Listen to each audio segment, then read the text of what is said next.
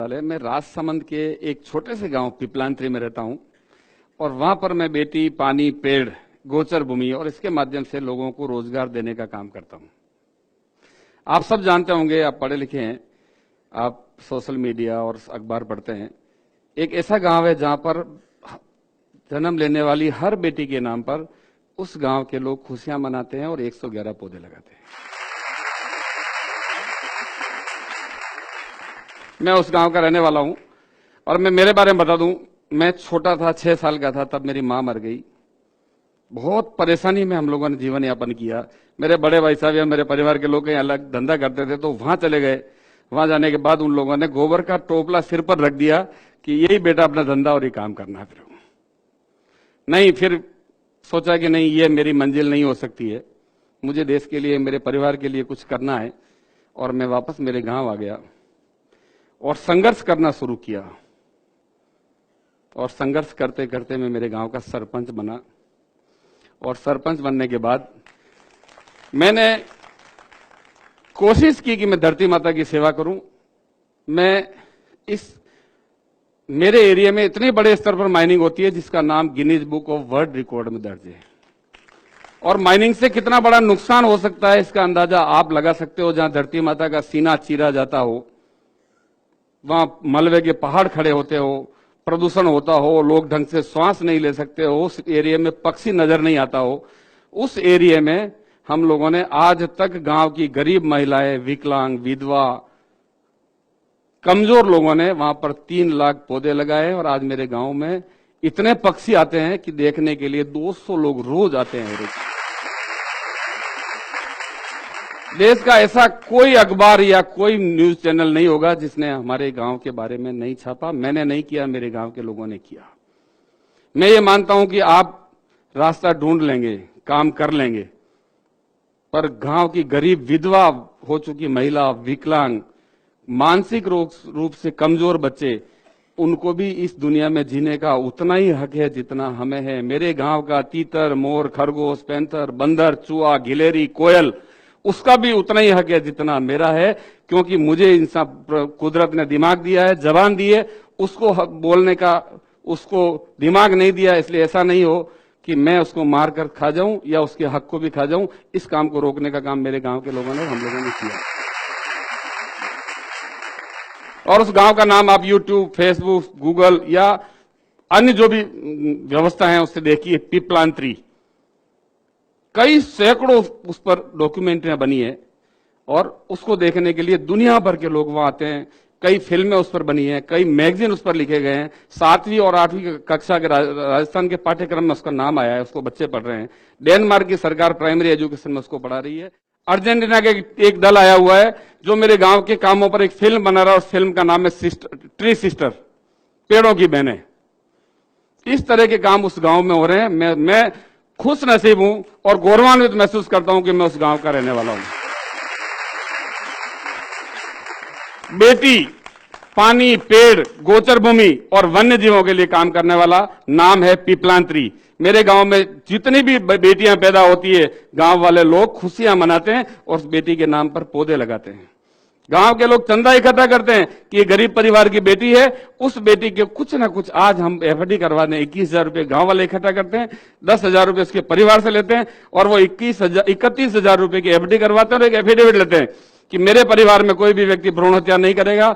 मेरी बेटी के जन्मदिन पर लगाए गए 111 पौधे, 111 पौधे, मेरी बेटी का पालन पोषण इन दोनों का समान रूप से करूंगा।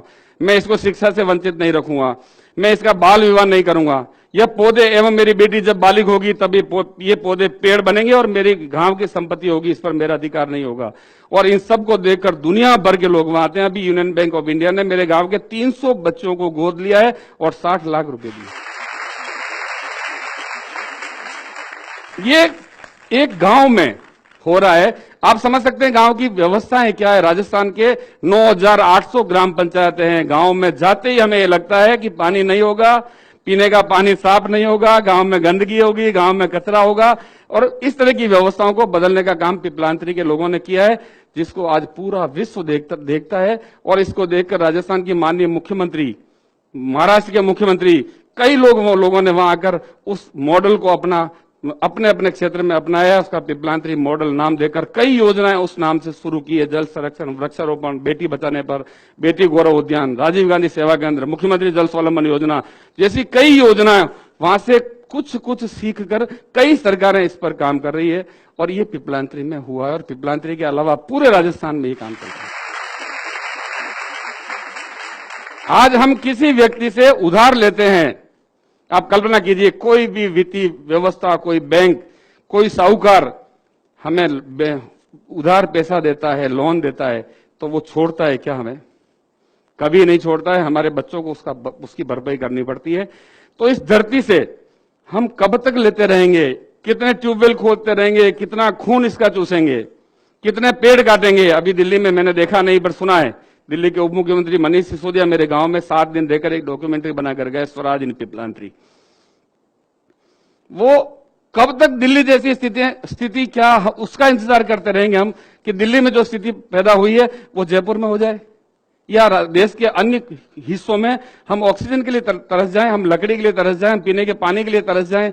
बरसात का जितना पानी बहकर आज समुद्र में जाकर मिल रहा है, खारे पानी में मिल रहा है, क्या हमारी जिम्मेदारी नहीं है उसको रोककर धरती माता को पिलाना? और धरती को जिस दिन पानी पिलाना शुरू हमने कर दिया, उस दिन पानी के संबंधित समस्या खत्म हो जाएगी और ये काम पिपलांतरी के लोगों ने किया है। मैं ये बात इसलिए कह रहा हूं आप लोगों को कि अगर व्यक्ति ये ठान ले कि मुझे ये काम करना है तो वो काम होकर रहता है। हम चांद पर जाने की बात कर रहे हैं, चांद पर बसने की बात कर रहे हैं और हम हमारे गांव में सफाई की व्यवस्था नहीं कर सकते हैं।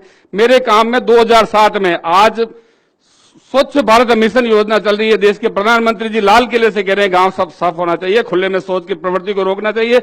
मेरे गांव के लोगों ने 2005 में ये व्यवस्था पूरी तरह लागू कर दी और एपीजे अब्दुल कलाम साहब ने 2007 को मेरे गांव को राष्ट्रपति पुरस्कार देकर सम्मानित किया।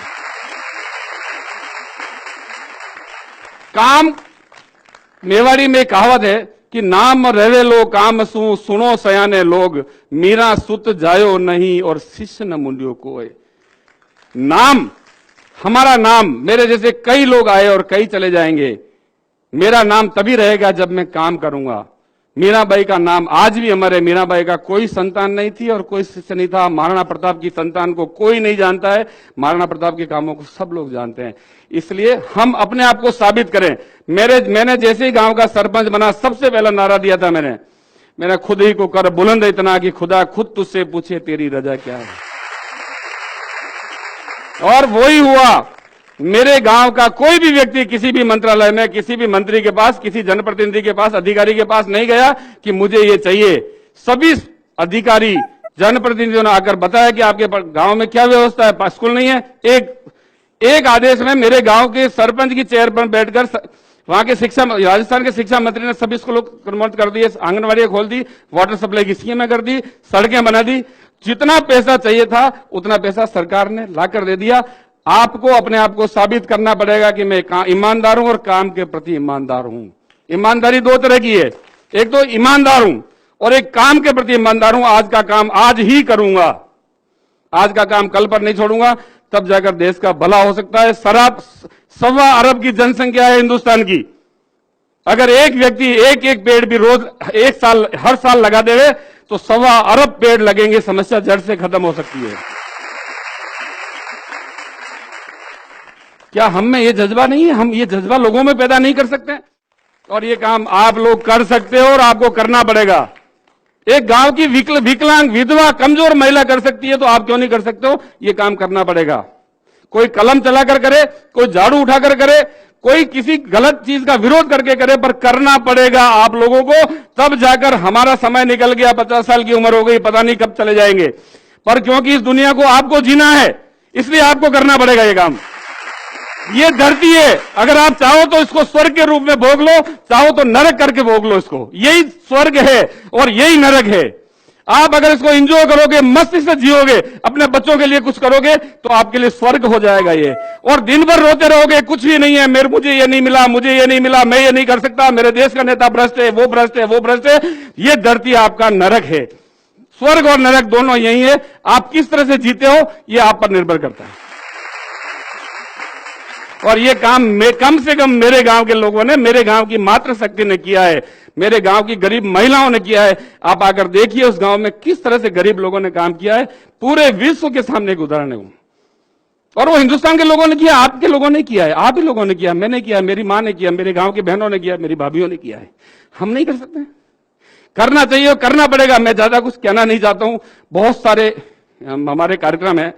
मुझे तो धन्यवाद देता हूं मैं जोश टॉक की टीम को कि आप लोगों के दर्शन करने का, आप लोगों को बात करने का जो मुझे मौका दिया है, और आप लोगों के माध्यम से पूरे हिंदुस्तान में एक मैसेज देने का काम मेरे माध्यम से, आपके माध्यम से हो, इसके लिए मुझे यहां बुलाया। बहुत बहुत धन्यवाद। जय भारत, जय हिंद। इस वीडियो के बारे में अपनी राय नीचे कमेंट सेक्शन